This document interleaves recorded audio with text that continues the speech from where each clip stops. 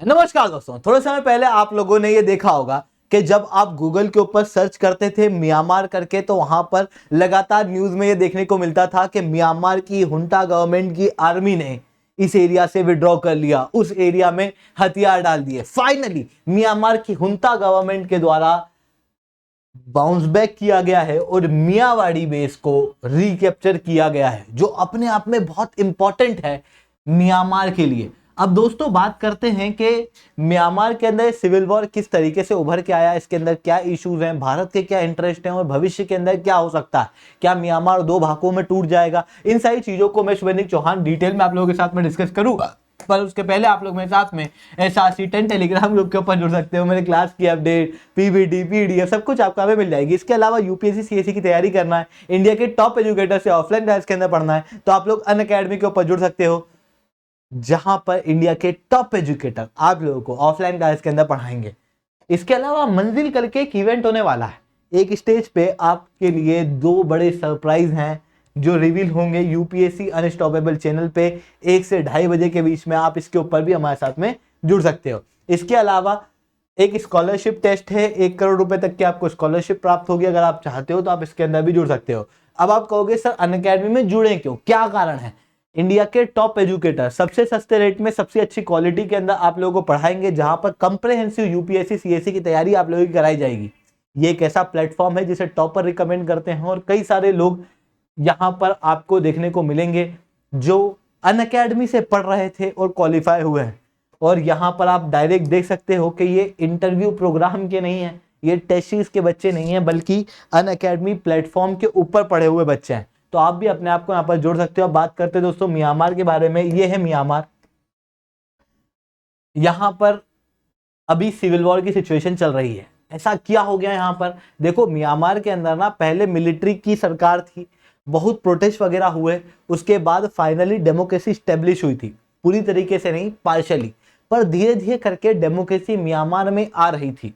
जो मिलिट्री द्वारा supported political parties हैं वो कमजोर हो रही थी और नई पॉलिटिकल पार्टीज जो है वो चुनाव जीत रही थी पिछले 2 बार से, जिसकी दिक्कत म्यांमार के अंदर मिलिट्री को हुई। और फिर मिलिट्री ने 2021 में जब आंग सू की इलेक्शन जीती तो उसके बाद मिलिट्री कू कर दिया।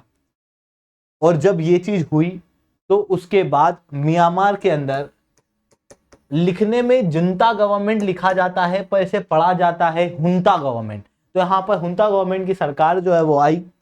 अब ये जो हुंता गवर्नमेंट है, इसको शुरुआत में आने के बाद इसने आर्मी का बहुत ज्यादा उपयोग किया। कई सारे लोग जो लोकतंत्र की मांग कर रहे थे, क्योंकि अब लोकतंत्र को चख लिया लोगों ने, तो वो कह रहे थे कि यार हमको लोकतंत्र वापस चाहिए। तो म्यांमार की आर्मी ने उसे रिप्रेशन किया, जबरदस्ती दबाने का प्रयास किया, कई सारे लोगों को मारा गया, जिसके कारण से कई सारे रेबल ग्रुप म्यांमार के अंदर उभर के आ गए। एक तरफ तो रेबल ग्रुप उभर के आए, तो दूसरी तरफ म्यांमार की जो सरकार थी उस सरकार के ऊपर US यूरोपियन यूनियन द्वारा इन सारी एक्टिविटीज के कारण सैंक्शन लगाए गए, यानी कि इकोनॉमिक आइसोलेशन किया गया। वहीं दूसरी तरफ डिप्लोमेटिक रूप से भी म्यांमार को आइसोलेट करके रखा गया। एशियान ग्रुप, जो कि यूनिटी के लिए जाना जाता है, अपनी लगभग 10 देश यहां पर देखने को मिलते हैं, इसी एशियान ग्रुप ने म्यांमार को अपनी समिट के अंदर बुलाया ही नहीं था। आप क्लियरली इस न्यूज आर्टिकल के अंदर देख सकते हो। यानी कि म्यांमार को इकोनॉमिकली और डिप्लोमेटिकली आइसोलेट किया गया। वहीं रेबल ग्रुप को कई सारे ग्रुप्स के द्वारा बाहर से भी सपोर्ट मिला। उसके बाद इन रेबल ग्रुप ने आपस में हाथ भी मिला दिया और फिर इन्होंने हुंता गवर्नमेंट के खिलाफ आर्म्ड रेबेलियन शुरू किया। जब आर्म्ड रेबेलियन शुरू किया तो आर्मी को लोकल एरिया के अंदर डिप्लॉय किया गया। पर आप खुद सोचो, एक आर्मी पर्सनल जो लोकल एरिया में जाकर अपने ही लोगों को मार रहा है, उसकी दुविधा क्या होगी? इतना ही नहीं दोस्तों, आप एक बात और सोचो कि जब वो आर्मी पर्सनल देखेगा कि ऊपर के मेरे जो बड़े बड़े सेट है, क्योंकि ऑब्वियसली जो सरकार है वो केवल आर्मी की नहीं है, आर्मी के टॉप ऑफिशियल की है, उनकी सरकार को बचाने के लिए मैं अपने ही लोगों को मार रहा हूं। ऐसी कंडीशन में कई सारे आर्मी पर्सनल ने बिना लड़े ही हथियार रेबल्स के सामने डाल दिए। कुछ जगहों पे लड़ाई हुई और उसके बाद आर्मी पर्सनल वहां से गए और हथियार डाल गए, जिसके बाद कई सारे एरिया म्यांमार के रेबल ग्रुप के हाथ में आ रहे थे। और बहुत इंपॉर्टेंट एरिया, जैसे ये क्षेत्र आपको देखने को मिलेगा जहां पर 25% गुड्स का व्यापार चाइना से होता है, उसे भी कब्जा कर लिया था। मियावाकी शहर कब्जा कर लिया था। ऐसे कई सारे शहर जो है वो कब्जे कर लिए गए थे, जिसके बाद डर ये लग रहा था कि क्या हुंटा गवर्नमेंट यहाँ से हट जाएगी या फिर म्यांमार दो टुकड़ों में बढ़ जाएगा। भारत के भी यहाँ पर काफी सारे इंटरेस्ट शामिल हैं म्यांमार के अंदर। इस कारण से भारत में भी कंसर्न उभर के आ रहे थे, क्योंकि कई सारे इंफ्रास्ट्रक्चर प्रोजेक्ट जैसे IMT corridor, Kaladan multi modal project, ये भारत म्यांमार के अंदर चलाता है। भारत ने 2000 से 2023 के बीच में $1.736 बिलियन का इन्वेस्टमेंट किया।